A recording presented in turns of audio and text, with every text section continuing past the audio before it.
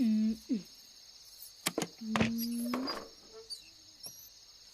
पियवारे Saudi गईले, पियवारे Saudi गईले, हौदी गड़बड़ाई गईले। अरे बेटा खुश रह, खुश रह।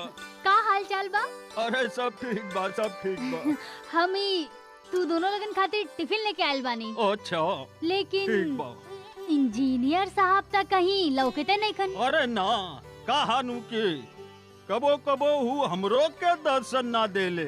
मतलब क्यों रात रात भर बाहर ही रहले?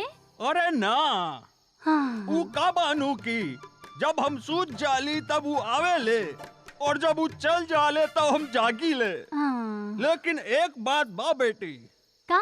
तोरे हाथ के बनल स्वादिष्ट खाना के नू बहुत तारीफ करेले। अच्छा चाचा का तारीफ करेले? कहेले नू के नंदनी के हाथ के बनल स्वादिष्ट खाना हमरा बहुत अच्छा लागेला और मन करेला के उनका हथवा चूम लेते। और चाचा का कहेले? फिलहाल तू जा, बाकी हम चटकारा लेके खूब खाए और बाकी जौन होई नू तो बहने बताए। तो ठीक बा चाचा, तो हम खाना इधर रख दे रहल बानी।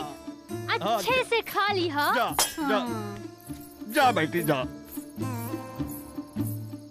खाना केकरे खातिर लेके आयल बानी और हुरला तक के हुरला बुढ़ऊ हुरला।